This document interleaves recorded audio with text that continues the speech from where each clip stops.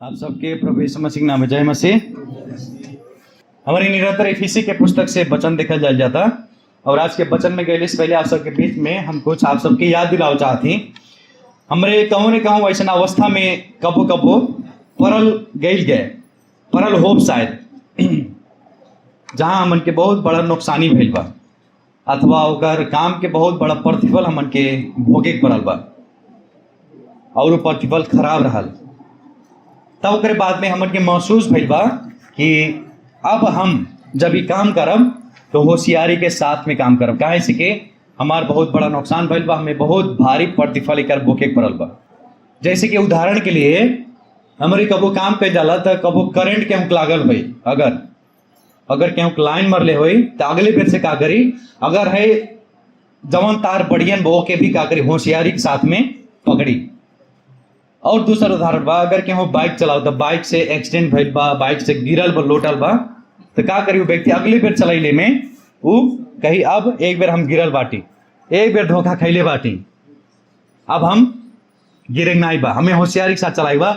आ कितने लोग ऐसा भी बाटे कि कान पकड़नी हुई दिन से आज से हम बाइक ना छू सकीला और आज से हम साइकिल ना छू सकीला, काहे से कि एकर बहुत भारी प्रतिफल पहले बाटी, एकर नुकसानी भइल बा। और वैसे के पावल भी आज के खंड में इफिसी 4 अध्याय के 17 से 19 पद में यह बात के चेतावनी देते हैं। का चेतावनी देते हैं? विश्वासी लोग के चेतावनी देते हैं कि तोहन पचन विश्वासी लोग एक बेर अन्य जाति जैसन जीवन जियत रहला लेकिन अब वैसन जीवन ने जिया। एक बेर अविश्वासी के जैसन जीवन जियत रहला लेकिन अब अविश्वासी के जीवन ने जिया। अब तोहन पचन का हो गई बाटा, विश्वासी हो गई बाटा। यह बात दूसरा कोरिन्थी 5 अध्याय 17 पद में भी पाउल बतैले बाटा, एकरे कारण केहू भी ख्रिस्ट में बा वो नया सृष्टि हो, देखा पुरान बीत गई बा और का आ गई बा नया आ गई बा। अब जे भी विश्वासी बा, जे भी नया सिर से जन्म हो गई बा, जेकर जन्म परमेश्वर के द्वारा हो गई बा, वो पुराना स्वभाव से बिल्कुल भी जीवन जिए के बाइबल अनुमति आदेश नहीं देला।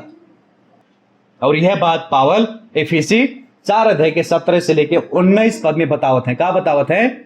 अन्य जाति के जैसन मतलब अविश्वासी के जैसन जीवन जियले के विरुद्ध में चेतावनी देते हैं पावल विश्वासी लोग के। हमारे साथ में निकाल जाए एफिसी 4 अध्याय के 17 से लेके 19 पद। अगर आप सबके पास में बाइबल धर्मशास्त्र बा तो कृपया करके एफिसी के 4 अध्याय होकर 17 से लेके 19 पद के निकाल जान और हम पढ़े जाते। आप सब ध्यान से सुनल जा। आज हम हिंदी में पढ़ब, भोजपुरी में नहीं पढ़ब, नेपाली नहीं पढ़ब, लेकिन हिंदी में पढ़ब। आप सब एकदम ध्यान से सुना जाइए हम का पढ़त ही का बोलत ही। पद 17 में पावल लिखा बटे, इसलिए मैं यह कहता हूं और प्रभु में जताए देता हूं कि जैसे अन्य जाति लोग अपने मन की अनर्थ की रीति पर चलते हैं, तुम अब से फिर ऐसा ना चलो। फिर 18 पद में, क्योंकि उनकी बुद्धि अंधेरी हो गई है और उस अज्ञानता के कारण जो उनमें है और उनके मन की कठोरता के कारण वे परमेश्वर के जीवन से अलग किए हुए हैं। 19 पद में, और वे सुन्न हो गए, वो सुन्न होकर लुचपन में लग गए हैं कि सब प्रकार के गंदे काम लालसा से किए करें। माफ कर जा, हमारी हिंदी थोड़ा गड़बड़ बा। वचन पढ़ाए सुनाए में आशीष मिले तो ई खंड से पावल एक ही बात बताओ बाटे कि जे केहू भाई विश्वासी बा वो अविश्वासी के जैसन जीवन ने जिए। का कहा था पावल? जे अपने आप के विश्वासी समझा था वो अब से अविश्वासी के जैसन जीवन ने जिए। पावल ऐसे कहा था, हे मैया, हे काकी, हे काका लोग अपने आप की विश्वासी समझाला ने, अगर समझाला तो अविश्वासी के जैसन जीवन ने जिया। यह बात पावल खंड से बता रहल बाटे। हम काहे ही मूल सार लिखा है, मुख्य विषय बता दो। पद 17 में देखा जा पावल लिखा था, इसलिए मैं ये कहता हूं, कहा भरमाए बटे, फिर कहा था और प्रभु में जताए देता हूं कि जैसे अन्य जाति लोग जैसन अन्य जाति लोग जियत है तब अंतिम में लिखा थे तुम अब से फिर ऐसे न चलो। पावल एक ही बात कहते हैं, अगर अपने आप के विश्वासी समझत बाटा शब्द नहीं तो अविश्वासी के जैसन बिल्कुल जीवन ने जिया आज्ञा देते हैं। यहाँ एक शब्द इसलिए शब्द ऐसा बात जना वाला पीछे के संदर्भ बताओता। जब 4 अध्याय के 1 से शुरुआत भइल बा, 4 अध्याय के 1 से 6 पद में यह बतैले बाटे पावल के हमन के पास में, हर एक विश्वासी के पास में ईश्वरीय बुलावट बा। हमन के संसार में एक बुलावट पहले बाटे। फिर 7 से 11 पद में जब देखेंगे तो वहां बतैले बाटे पावल के विश्वासी के पास में फरक आत्मिक वरदान बा। फिर पद 12 से 16 में जब हमरे देखल गए वो आत्मिक वरदान के पीछे भी उद्देश्य बा। परमेश्वर एक उद्देश्य देके आत्मिक वरदान मंडली में दहले बाटे। तब नाते कहते हैं, तब जब 17 पद में आवते कहते एकरे कारण हमन के पास में ईश्वरीय बुलावट बा, हमन के पास में आत्मिक वरदान बा, हमन के पास में उद्देश्य बा। एकरे नाते विश्वासी लोग टीकर मंडली के विश्वासी लोग अब से अविश्वासी के जैसन जीवन ने जिया, अपने आप के अन्य जाति में न गनावा। यही बात पावल बता रहा बाटे। और ये सब कहले के बाद पावल प्रभु से अधिकार पहले बाटे कहा बाटे, मैं प्रभु में जताए देता हूं। ये सारा अधिकार पावल परमेश्वर से पहले बाटे, प्रभु से पहले बाटे। यहां देखा जा कहा थे तुम अब से फिर ऐसा न चलो के मतलब वो सब अविश्वासी अन्य जाति रहने पहले शुरू अन्य जाति रहने और अन्य जाति के जैसन जी भइल बाटे एक बेर जीवन। हमारे भी कितने लोग अन्य जाति के जैसन जीवन जियत रह गए, लेकिन जब विश्वास करके वो जीवन का हो गए, हट गए, नया स्वभाव आ गए। वह बात पावल बतावत बाटे फिर से एक बार तुहार पचन जीवन जी चुकल बाटा अन्य जाति के, लेकिन विश्वास कैले के बावजूद अब तुहार पचन ना जी सकला। जहां से परमेश्वर एक बेर निकाल दिले बाटे, जौन कीचड़ से, जौन दलदल से, जौन पाप से परमेश्वर निकाल दिले बाटे, वो पाप में फिर से ने जा पावल बता रहा बाटे। वो जगह पे बिल्कुल नहीं जा। सांप के बारे में का मालूम बाप सबके? सांप आपन छाला छोड़ा वाला नहीं, जेके कहा जाला हमरे केचुआ। वो केचुला केचुल एक केचुआ कहा थी माफ कह जा, केचुआ तो हो ने। सांप आपन जब केचुल छड़ावला वो सांप फिर अपने केचुल के पहिरे ना जाला, एक बार निकलस तो वो फिर नया छाला ओकरे शरीर में पलाला। विश्वासिक स्वभाव भी ऐसे नहीं हो चाहिए। जवन पुराना जीवन से हमारी निकल गई बाटी, वो पुराना जीवन में बिल्कुल वापस न जा पावल कहते हैं। लेकिन जब हमारे कितने विश्वासी नाम के विश्वासी के जीवन देखा जाला, उस सबके जीवन के जब नाप तोल कही जाए, मूल्यांकन कही जाए, उस सबके बीच में और अन्य जाति के अविश्वासी के बीच में कौनो भी फर्क नहीं मिलाला। अन्य जाति के हो और विश्वासी के हो कुछ भी अंतर नहीं रहा। जब केहू के नामधारी विश्वासन के जीवन के देखे तब वो सबके बोली, वो सबके विचार, वो सबके जीवन शैली, जीवन के हर एक पक्ष अविश्वासी के जैसन, अन्य जाति के जैसन दिखाई देला। और बहाना पा जाइए जब हमारे पूछा जाए काहे संगति में नहीं आवता, जब हमारे पूछा जाए काहे आत्मिक रूप से बढ़ नहीं पाता बटा, काहे प्रभु से पीछे जा कर, तब कहीं अरे मैया हमें 10 साल पहले पास्टर ऐसे कहले रहा, हम तो चर्चों में जा ही नहीं सकीला। अरे हमारे दादा हम फलाने हमें गेटो पर चाहिए हम कही दिल हम तो घूम गई, तब से हम चर्च में भी निकली तब हमरे बहाना पा जाए के और मने मर भी जाए तब पर भी वह बात है रीति में लेके बैठल रही, हम मर गए लेकिन हमार घमंड सबसे बड़ा बा, हम जा नहीं सकीला, प्रभु के छोड़ दे वो हमें कहा ऐसे कहना है, कौन अधिकार बा उनके पास में कह लेके। प्रिय लोग, आप सब जाना जाता परमेश्वर तब तक हमन की गीत भजन संगति प्रार्थना से प्रसन्न ना होला तब तक जब तक हमन की जीवन में परिवर्तन नहीं रहा।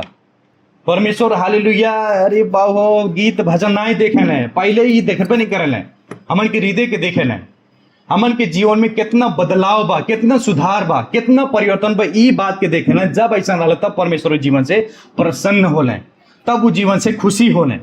तो प्रश्न आप सब के लिए बा, आप सब परिवर्तित जीवन के जिए जाता? यदि बा वैसा जीवन परिवर्तन भाई जीवन आप सबके पास में बात है, प्रभु के महिमा मिले। अगर नहीं बात है आज के वचन आप सबके लिए हो। तो मुख्य विषय आज की का बा कि विश्वासी लोग के अविश्वासी के जैसन जीवन नहीं जिए चाहिए। बिल्कुल हम थप देते विश्वासी के अविश्वासी के जैसन बिल्कुल भी जीवन नहीं जिए चाहिए, बिल्कुल नहीं, हरगिज नहीं। कैसे जिए अन्य जाति लोग कौन तरीके के जीवन बा उ सबके अविश्वासी लोग के। अन्य जाति लोग खास करके अविश्वासी होने, परमेश्वर के चुनले रहले यहूदी लोग के, और अन्य जाति लोग खास करके मूर्ति पूजक लोग होने जे परमेश्वर के चिन्ह ही नहीं रहे, जे परमेश्वर के चिन्ह में नहीं करल, सबके हो अन्य जाति मूर्ति पूजा करे वाले लोग सब लोग का पड़े हमें अन्य, हमारे भी अन्य जाति में पड़ जाला। लेकिन एक समय रहल गए, लेकिन अब प्रभु के जाति हो गए, हमारे प्रभु के बेटा बेटे हो गए। तो ई खंड से पाउल बता बटे अन्य जाति लोग के 3 ठो जीवन शैली बा। जब एक असल तरीका से अध्ययन कर जाई अन्य जाति के मन कैसन रहला, यानी कि बुद्धि कैसन रहला, उ सबके आत्मा कैसन रहला, उ सबके व्यवहार कैसन रहला, 3 विषय में पावल यहाँ बता रहल बाटे। पहले शुरू हमन के देखी के मन के अवस्था। अन्य जाति अविश्वासी के मन के अवस्था का बा। जब 17 से लेकर 18 के क तक देखे के मन के अवस्था बताओ बटे, वो सब बौद्धिक रूप से उस सबके पास में व्यर्थ के बुझाई बा, बिना अर्थ के समझ बा, बिना अर्थ के दिमाग बा, उस सबके पास में पाउल बता रहल बाटे। यहाँ हिंदी में बा अनर्थ, नहीं हिंदी में बा अनर्थ और नेपाली में बा व्यर्थ। एकर शब्द के अर्थ का हो बेकार, बिना कौनो अनंत उद्देश्य के। हम ई नहीं कहत बाटी कि अन्य जाति के बुद्धि विश्वासी से बेकार बा, विश्वासी लोग से व्यर्थ बा, ये बात हम नहीं कहते। लेकिन कितने अन्य जाति की बुद्धि हमन से भी काबा तगड़ा बा, हमन के विचार से भी बहुत उच्च विचार बा कितने अन्य जाति लोग के। लेकिन पावल यहाँ का बात बता रहा बाटे, जवन बुद्धि परमेश्वर के नाय चिन्हला, जवन विचार परमेश्वर के नाय चिन्हला, वो बुद्धि विचार व्यर्थ बा परमेश्वर के सामने। हो सके वो अन्य जाति के पास में, अविश्वासी के पास में बहुत सारा ज्ञान होई, बहुत सारा अनुभव होई, लेकिन अगर वो व्यक्ति परमेश्वर के नाय जानता, नाय चिन्हता, ओकर संपूर्ण जीवन एक दिन परमेश्वर के सामने व्यर्थ। प्रभु कहीं तो हर जीवन पूरा संसार में 50 वर्ष जियला, 60 वर्ष जियला, पूरा व्यर्थ में जियला। सोलोमन राजा के रहे का नहीं रहे उनके पास में। सोलोमन राजा दाऊद के बेटवा, वो राजा रहने सबसे ज्ञानी व्यक्ति रहने।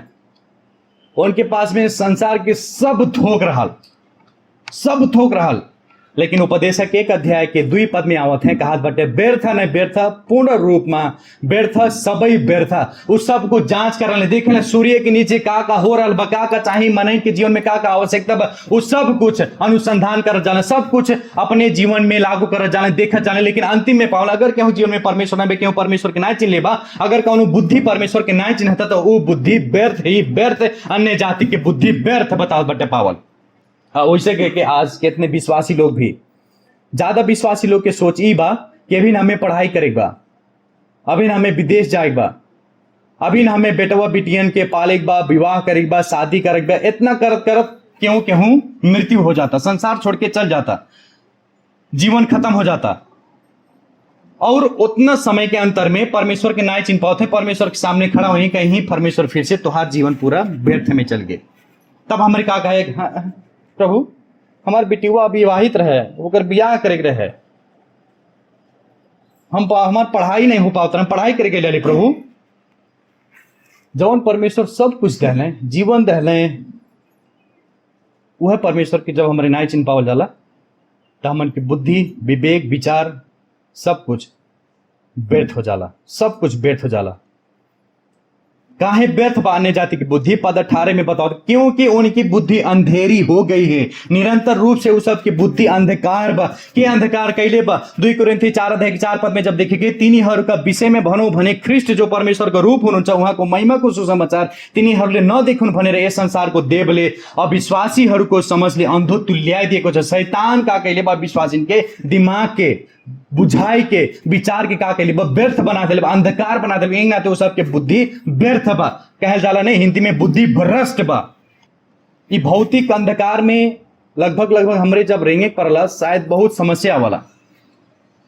जब लाइन चल जाला हमन के पास में आंख पीबा, तब पर भी हमारे डेरा छुआ चले के, ओसे भी खतरा आत्मिकी रूप में जे भी अंधकार में बा, ओकरे लिए भौतिक अंधकार में चलने से भी खतरा आत्मिकी रूप में बा। और हमारे भी एक समय आदमी के अंधकार में रहल गए, हमन के विचार में, हमन के बुद्धि भी अंधकार में रहे। लेकिन त्रिएक परमेश्वर के काम के द्वारा हमन के जीवन, हमन के विचार का भइल उज्जवल भइल, हमारे परमेश्वर की चिन्हल गए, हमन के बुद्धि भ्रष्ट नहीं भइल।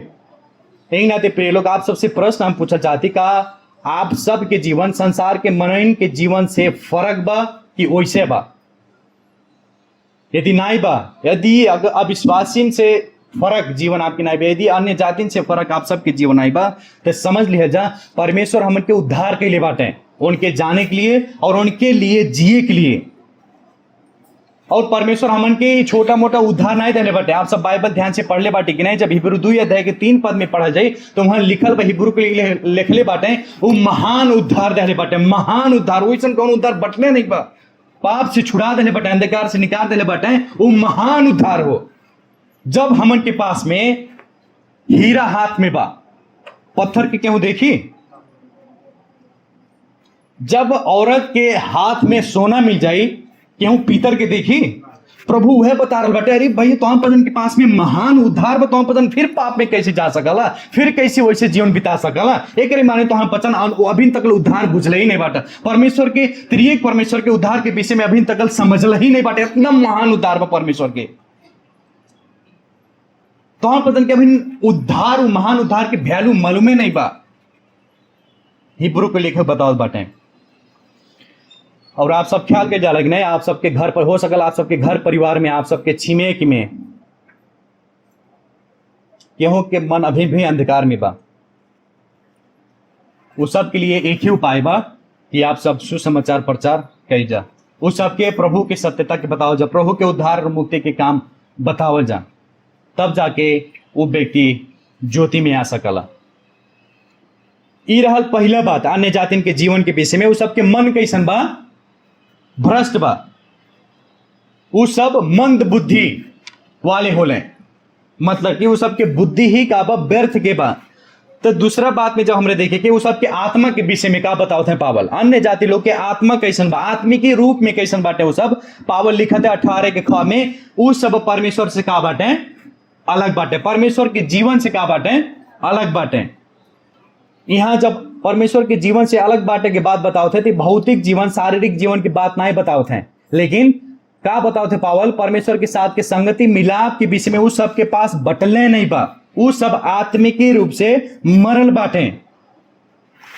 इस समझ लिया जाए, यहाँ पावल इना ही बताओ बाटे कि एक बार उन्होंने पचन के पास में जीवन रहल, एक बार वो सब वो आत्मिक जीवन के आनंद उठैले बाटे, ई बात नहीं बताते हैं। लेकिन एक अर्थ ऐसा आवाला कि वो सब के पास में जीवन कबो रहबे नहीं के, वो सब कबो जीवन पहले ही नहीं रहले, निरंतर रूप से वो सब जीवन से अलग रहले। जौन जीवन परमेश्वर से आवला, जौन जीवन के स्रोत परमेश्वर होले, वो जीवन से हमेशा हमेशा के लिए अलग रहले। कितना भयानक बात पावर यहाँ बता रहा बाटे कि एक अविश्वासी के पास में सब कुछ थोक हो सकला, संसार के सब चीज हो सकला, लेकिन ओके का लाभ बा? मत्ती 16:26 पद में यह बात लिखल, सारा जगत प्राप्त करे पनी, अगर सब जगत प्राप्त कर लेता तब पर भी अगर उहे समय में अपन प्राण के गुमा देता तो मने के वो व्यक्ति के का लाभ बा? कौनो भी लाभ नहीं बा। अगर सब कुछ बा लेकिन परमेश्वर नहीं बाटे तो वो व्यक्ति के कौनो भी लाभ नहीं बा। आज ज्यादा विश्वासी लोग, अविश्वासी भर नहीं लेकिन विश्वासी लोग भी जियते जिए, एक भोजपुरी में कहा जाला जियते जिए मरले के बराबर बाटे, चलता फिरता मुर्दा बनल बाटे। कितने विश्वासी लोग, ज्यादा विश्वासी लोग चलता फिरता मुर्दा बन के घूमत बाटे, दिखाई देते जियत बाटे, लेकिन आत्मिक रूप से वो सब परमेश्वर से का बाटे? अलग बाटे, दूर बाटे, मरल बाटे, भीतर से आत्मिक रूप से मृत्यु में बाटे।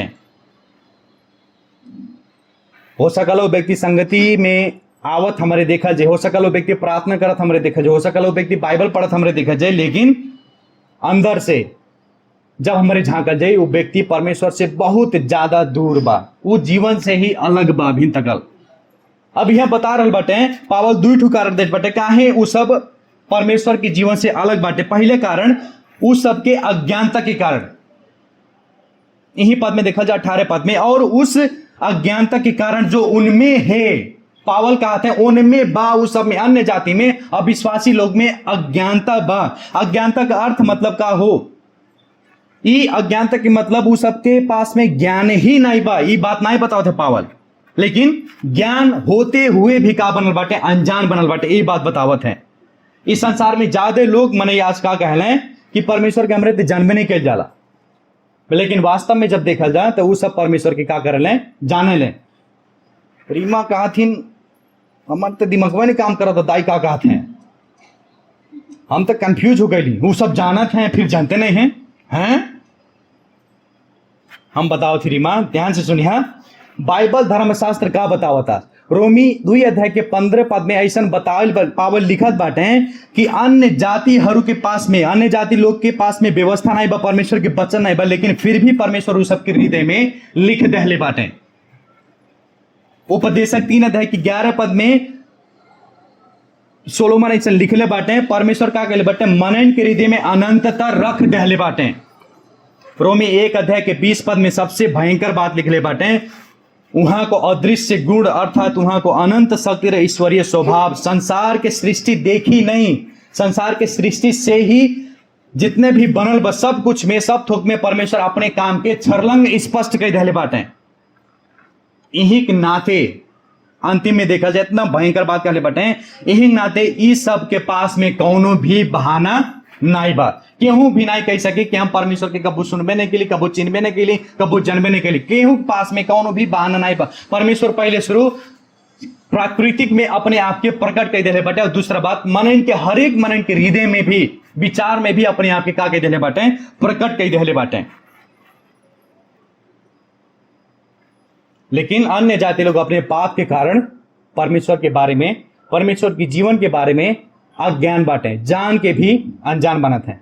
और कितने विश्वासी भी हमारे वैसे ही बाटी, हमारे जान भी का हो जाला, अनजान बना जाला।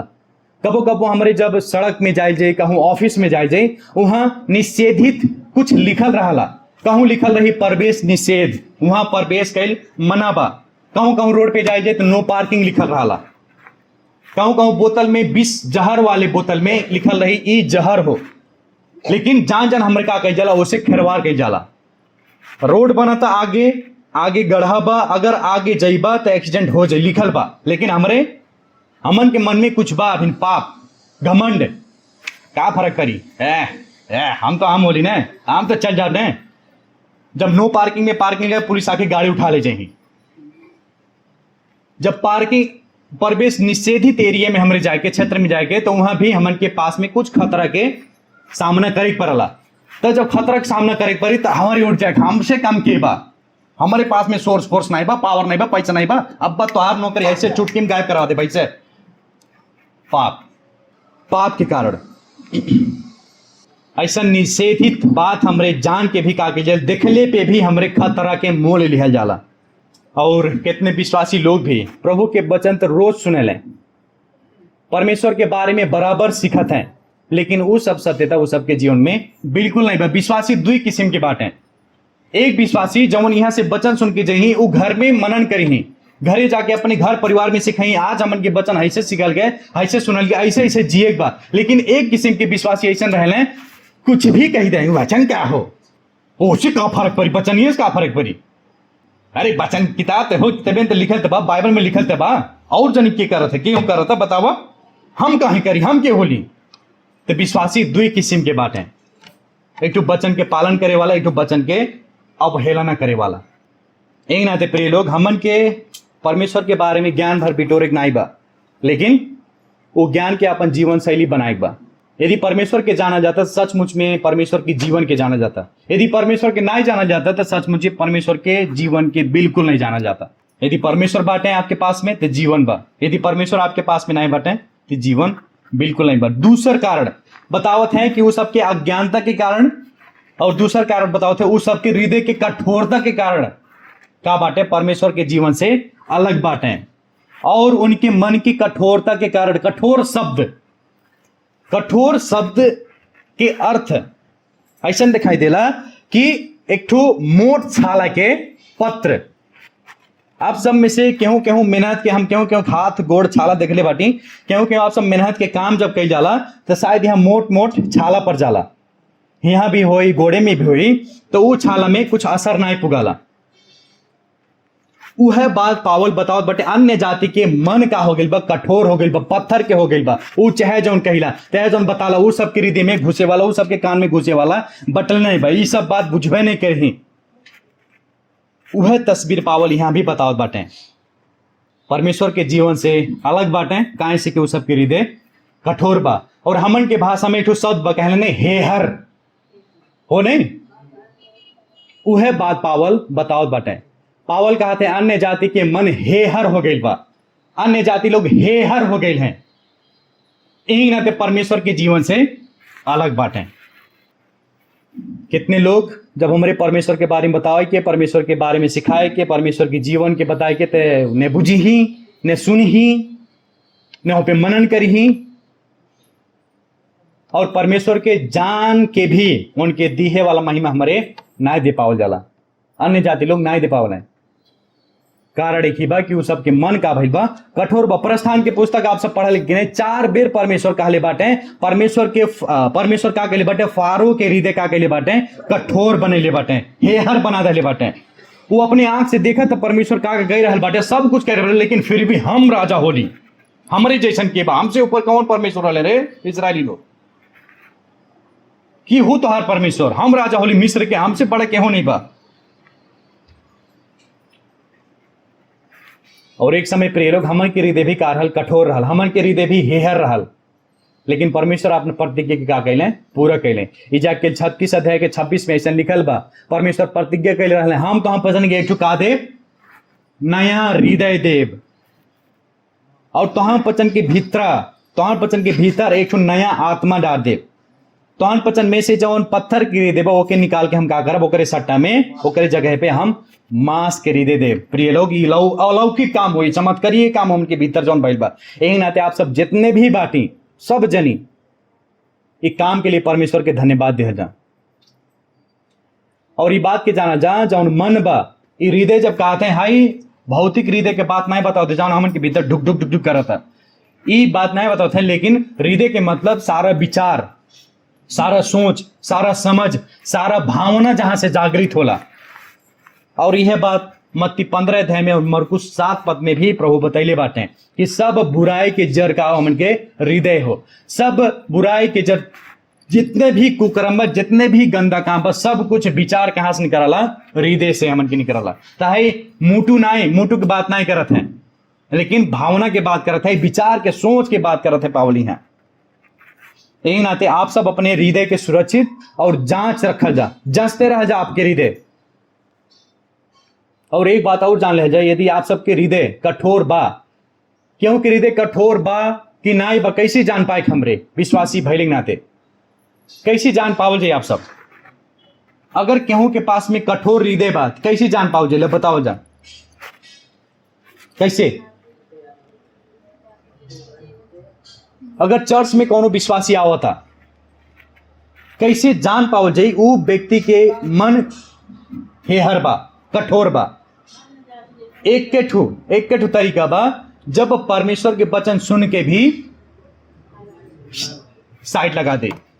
परमेश्वर के वचन सुनाता ऐसे जिए चाहिए, ऐसे जिए चाहिए, ऐसे चले चाहिए, ऐसे बोले चाहिए, लेकिन हम तो होली हेहर, चाहे जी जमन कहले फर्क ना पड़ी, परमेश्वर के वचन का हो, पास्टर का हो, सिखाए वाला का हो, मंडली का हो, कुछ नहीं, हम तो होली हेहर कुमार पासवान, कुछ नहीं फर्क पड़ी।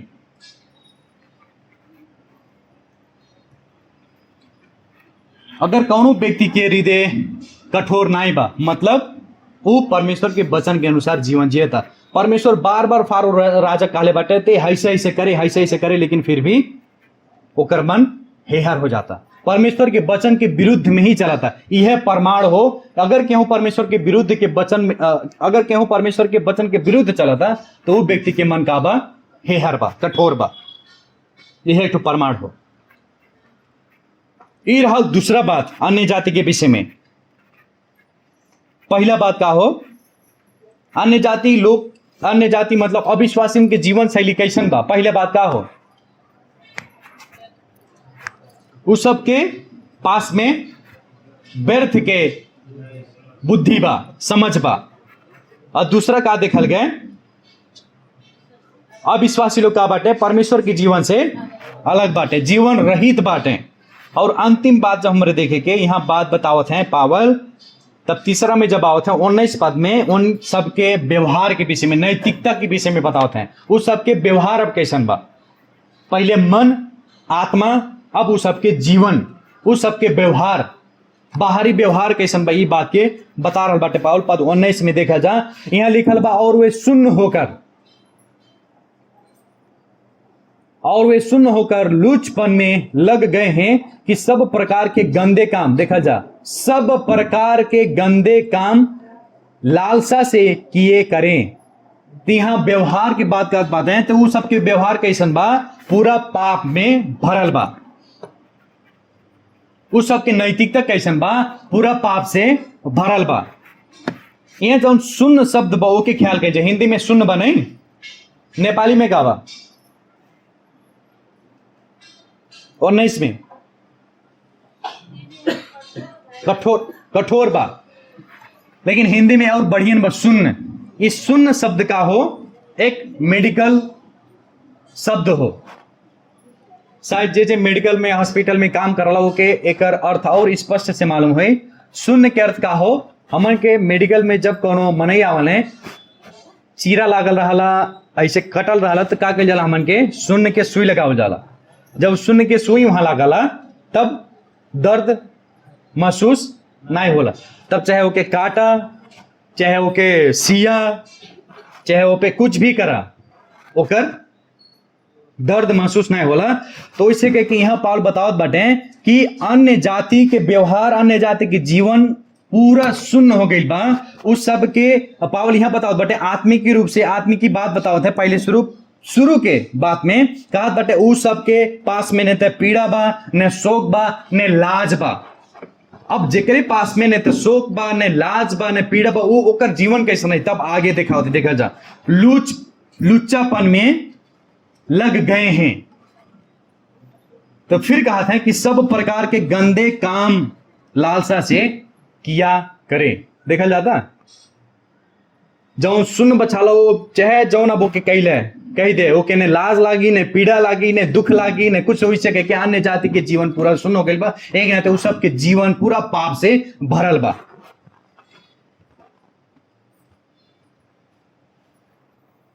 और पाप के कारण वो सबके विचार, वो सबके सोच शून्य पर गिल है। जब कोनो भी व्यक्ति पहले बेर पाप करला तब मन में थोड़ा हो सकल दुख हुई कि नहीं हम गलत कह दिली, हम सचमुच में चाहे वो विश्वासी रहे चाहे अविश्वासी रहे, वो व्यक्ति के लागी हम गलत के लिए बाटी। लेकिन दूसरा बेर जब पाप करी तब का सोची कि हम तो इतने छोटे पाप कर लिए और हमसे भयंकर भयंकर पाप करे वाले लोग बाटे।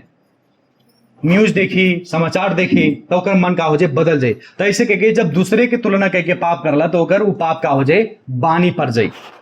और जब बानी पड़ जाए तो एक पाप का करला बहुत पाप के जन्म देला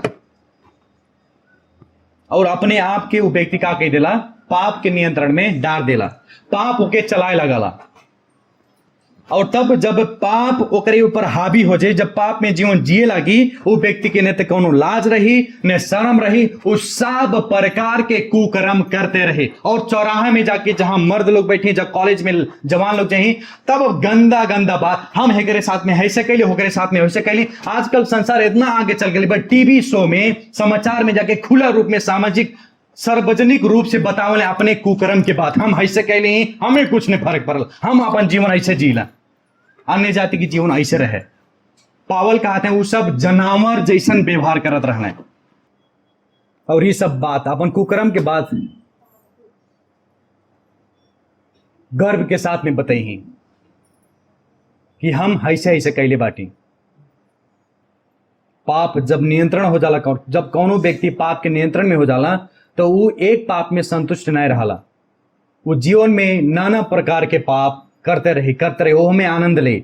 और यह बात पावल यहाँ कही रहल बाटे, वो सब इतना पाप करत रहले, एक पाप में संतुष्ट नहीं रहले कि सब प्रकार के गंदे काम की लालसा से किया करते थे।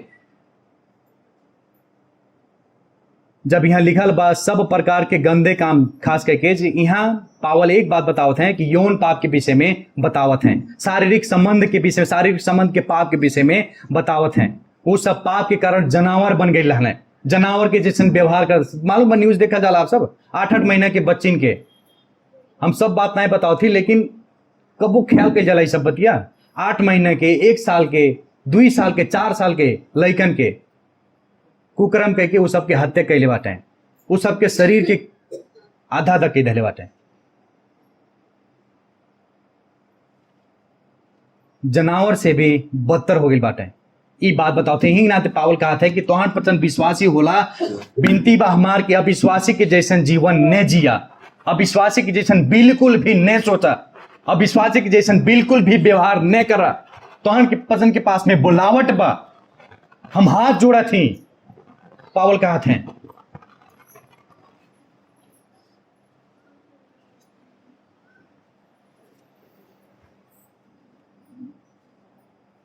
और वह पाप के कारण, वह कुकर्म के कारण परमेश्वर एक बार संसार के विनाश के लिए रहने जल प्रलय के द्वारा।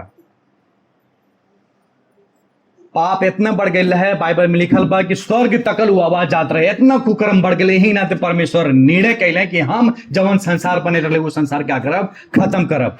यही कारण सदोम और गमोरा के ऊपर परमेश्वर आग बरसल। मालूम रहे हो सबके अवस्था कैसन रहल, जब स्वर्गदूत के साथ में भेंट करे गए, लूत की भेंट करे गए, तो वहां के जितने भी छोटे छोटे बच्चे से लेके जवान बूढ़े सब वहां लूत के घर के दुआरी पे खड़िया गए। कहा थे जे तोहर पचन के पास में पुरुष आयल बटे ओके बाहरे निकाला, हमरे ओकरे साथ में संभोग करेंगे।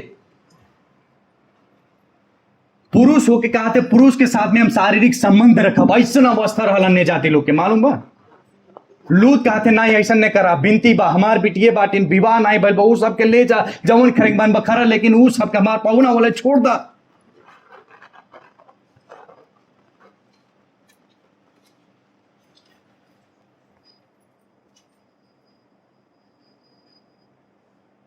एली पुजारी की बेटवा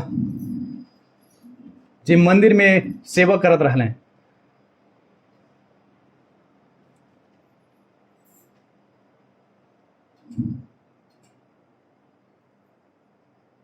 एली पुजारी की बेटो होफनी और पिनहास जौन भी टेंट रहे वो सब टेंट में जौन भी औरत काम करत रही वो सब के साथ में शारीरिक संबंध रखत रही ना, तो परमेश्वर वो सब के मार देले।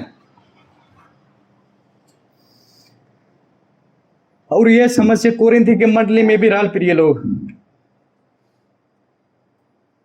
हमरे प्रभु भोज लिया जल पहले कुरिन्थी 11 अध्याय के 30 पद में ऐसा लिखल बा, एकरे कारण उ सब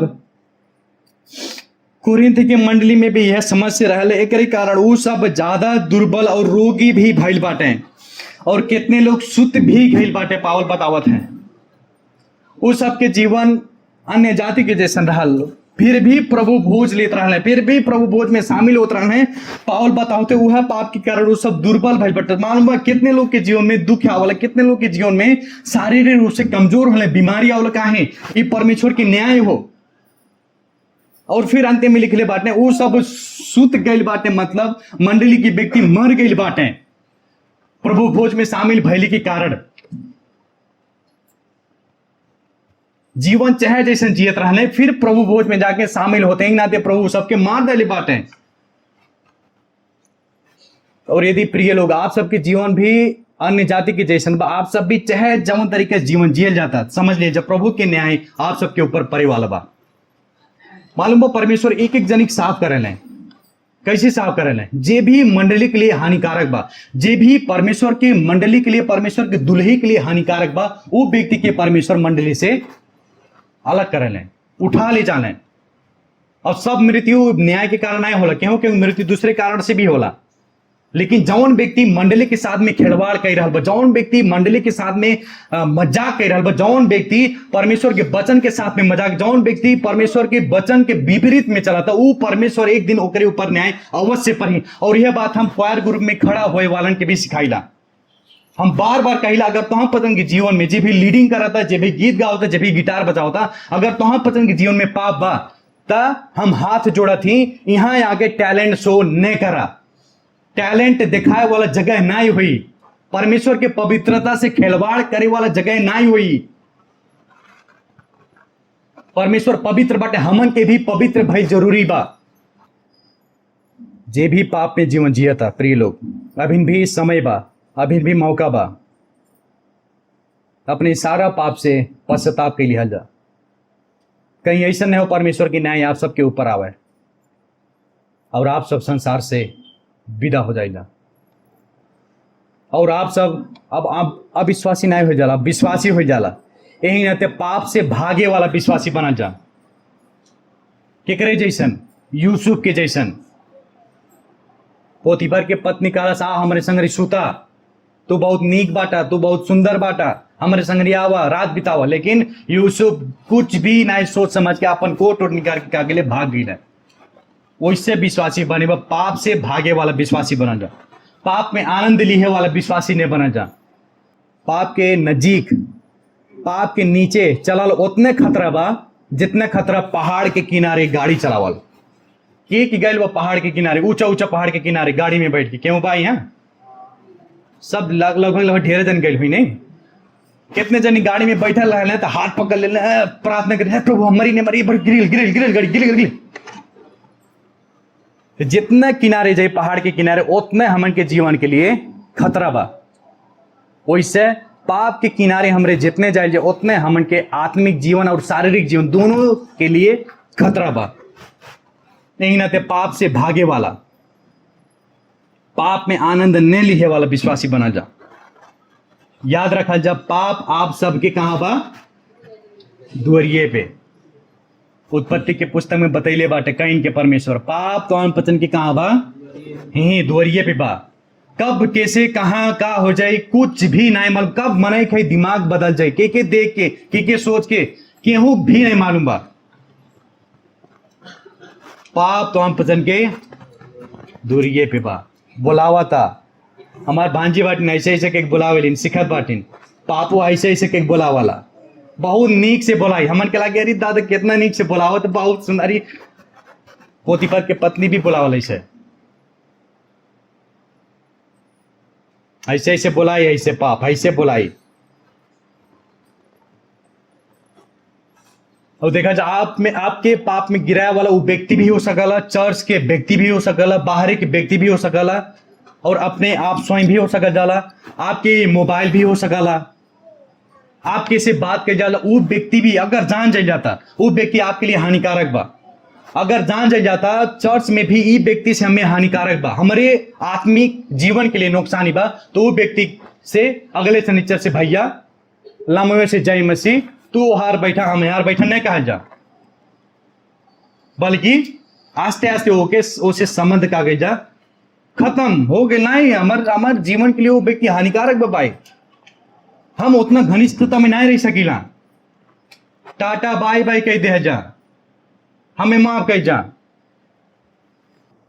चाहे व्यक्ति हो, चाहे चर्च के विश्वासी भी हो लें, चाहे संसार के लोग हो लें, चाहे आपके फोन भइल, और भी परिस्थिति ऐसा बहुत सारा परिस्थिति बा। आपके नजर भी हो सकला, आपके सोच भी हो सकला।